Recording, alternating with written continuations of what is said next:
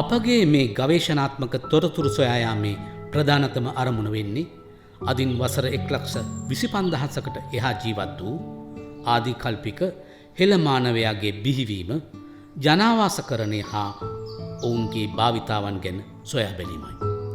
ඒ වගේම පුරාවිද්‍යාව පිළිබඳ ආචාර්ය මහාචාර්යවරු, පුරාවිද්‍යා ගවේෂකයින්, විද්වතුන් වැනි අය හෙළ මානව ශිෂ්ටාචාරය පිළිබඳ විද්‍යාත්මක ගවේෂණ තුළින් උපයා සපයා ගන්නා ලද තොරතුරු සාක්ෂි සහිතව ඔබ වෙත ගෙන ඒමත් අපේ අරමුණ.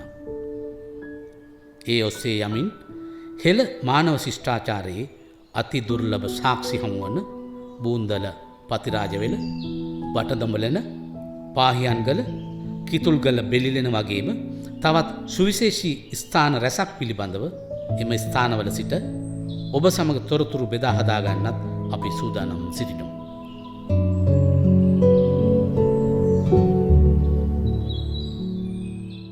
දෙදහ වසර ඇතරම මේ පර්යේෂණ ඉතිහාසයේ වැදගත් කඩේමක් සනිටුහන් වෙනවා. විශේෂයෙන්ම මෙම පර්යේෂණ වැඩසටහන යටතේ පහතරට තෙත් කලාපයේ ශ්‍රී ලංකාවේ ප්‍රධාන ගල්ලෙන් වලින් මෙතෙක් ලබාගෙන තිබුණු සියලුම ප්‍රාග්යිතිහාස තොරතුරු යාවත්කාලනය කිරීමේ වැඩසටහන. පහතරට තෙත් කලාපයේ තියෙන ප්‍රධාන ගල්ලෙන් විශේෂයෙන්ම කුරුවිට බටදඹලෙන, කිතුල්ගල බෙලිලෙන හා හොරණ පහයියෙල්ලෙන යන ප්‍රධාන ගල්ලෙන් වල මෙතෙක් ලබාගෙන තිබුණු තොරතුරු අලුත් කිරීම, එහෙම නැත්නම් යාවත්කාලනය කිරීමේ වැඩසටහන. මේ වැඩසටහන සඳහා මෙතෙක් 2000 වෙනකොට ලෝකයේ තිබුණු දියුණුම කැණීම් ක්‍රමවේදයන් හා විශ්ලේෂණ ක්‍රමයන් තාමත් සාර්ථකව යොදාගත්. මේ සඳහා ලෝකයේ විවිධ රටවල පර්යේෂණ ආයතන සමග ඒකාබද්ධව සහයෝගයෙන් කටයුතු කරලා මේ පර්යේෂණ වැඩසටහන ක්‍රියාත්මක කළා. ඒ වැඩසටහනේ මුලින්ම කුරුවිට බටදඹලෙන. කුරුවිට බටදඹලෙන අපි සීමිත කැණීමක් කළා 2003 වසරේදී. උදාහරණ වශයෙන් ගත්තොත් කුරුවිට බටදඹලෙන 82 වසරේදී එහි ආදිතම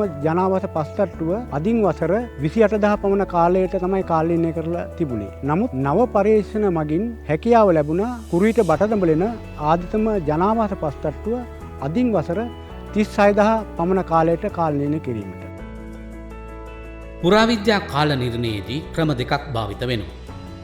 නිරපේක්ෂ කාල නිර්ණය හා සාපේක්ෂ කාල නිර්ණය වශයෙන්. නිරපේක්ෂ කාල නිර්ණය සඳහා භෞතික විද්‍යා ක්‍රමවේදත්, සාපේක්ෂ කාල නිර්ණය සඳහා රසායන විද්‍යා ක්‍රමවේදත් භාවිත වෙනවා. භෞතික විද්‍යා කාල නිර්ණයේදී ස්තරාධ්‍යයනය හෙවත් පොළව අභ්‍යන්තරයේ ස්තර අධ්‍යයනය, දෙවනුව අවසාදිත හෙවත් සෙඩිමන් අධ්‍යයනයත්, අවසන් වශයෙන් පොසිල දර්ශන අධ්‍යයනයත් සිදුවෙනවා. රසායන විද්‍යා කාල නිර්ණයේදී කාබන් 14 අධ්‍යයනය ඉතාමත් දියුණු ක්‍රමවේදයක්. මෙහිදී ඕනෑම රටක් පිළිබඳ අතීත උරුමය වඩාත් නිවැරදිව පැවසීමට හැකියාව ලැබෙනවා.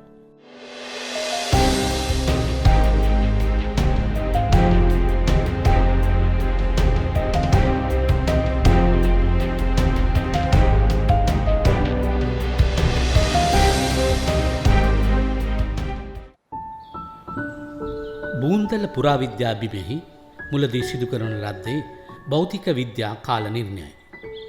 එමගින් තහවුරු වූයේ අවුරුදු 28000ක් අතීතයට දිවෙන මධ්‍යශිලා යුගයට අයත් ස්තරෙහි ඇති බවකි. නමුත් 2000 වසරේදී මෙම කාල නිර්ණය කාබන් 14 රසායන විද්‍යා කාල නිර්ණ ක්‍රමවේදයෙන් යාවත් කාලීන කිරීමේදී බූන්දල පුරාවිද්‍යා භූමිය අවුරුදු 64000කට ඈත අතීතයකට උරුමකම් කියන මධ්‍යපුරා ශිලා යුගයට අයත් බව තහවුරු කරගෙන තිබෙනවා. මේ සමගම අතීතයේදී කැණීම් කරන ලද පතිරාජවෙල භූමිය කාල නිර්ණය වූ වසර 5260ක කාලය කාබන් 14 ක්‍රමවේදයෙන් යාවත් කාලීන කිරීමේදී අවුරුදු 48000ක් පැරණි බව තහවුරු වී තිබෙනවා.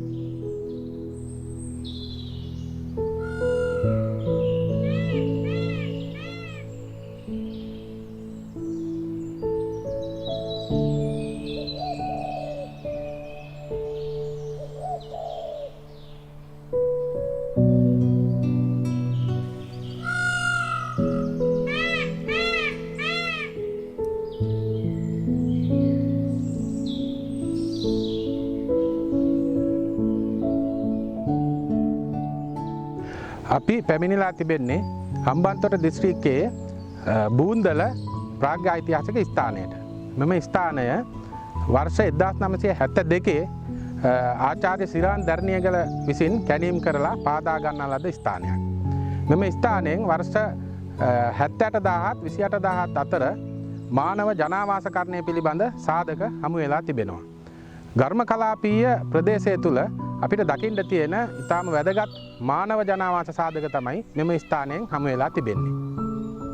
අතීත මානවයාගේ සහ සත්වයාගේ ජීවන පැවැත්මෙහි මහා ලොකු වෙනසක් පෙනෙන්නට තිබුණේ නැහැ. මිනිසා දඩයමින් ජීවිතය ගත කළා. සතුන් සහ මිනිසුන් දෙවර්ගය කණ්ඩායම් වශයෙන් ජීවත් වුණේ වනපෙත මැදි පිහිටි ජලාශ ආශ්‍රිතව. මෙම දියකඩිති ඔවුන් දෙපාර්ශවයේම ජීවන චර්යාවට ආශිර්වාදයක් වුණා. වඩාත් වියලි සමයේ දියකඩිති සිඳී ගියා. මේ තැන්වලට ජලය සොයා වනසතුන් පැමිණෙනවා.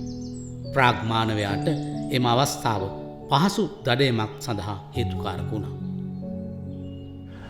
වර්ෂ 1972 බූන්දල ආචාර්ය සිරාන් දර්ණියගල කැණීම් කළ ස්ථානය තමයි අපි මේ ඉන්නේ. මේ පේන්න තියෙන මේ ස්ථානය දැන් හුඟක් ඒ ස්ථානය යම් විපරිණාමයකට පත් වෙලා තිබෙනවා.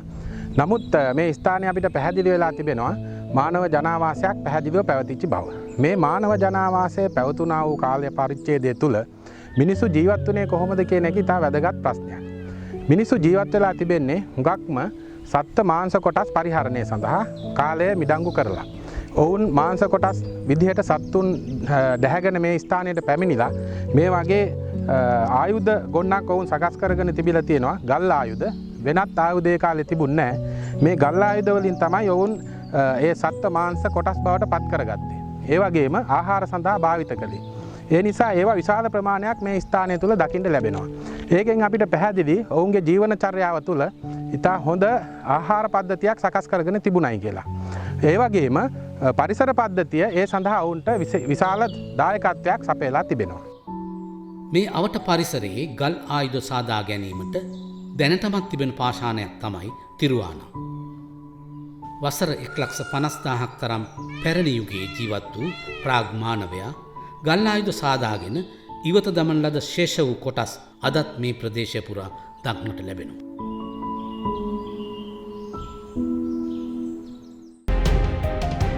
මෙම වැඩසටහන තුළින් අපගේ අවධානයට ලක් වූයේ බූන්දල ප්‍රාග් මානව ජනාවාසකරණය පිළිබඳව. ඒ අනුව අදින් වසර 1,50,000ක ඈත අතීතයට සාධක සහිතව අපි ගමන් කළා. මේ අපේ ආරම්භය. මීළඟ වැඩසටහන තුළින් බූන්දල පතිරාජවෙල පුරාවිද්‍යා භූමිය පිළිබඳ අපි අධ්‍යයනය කරමු.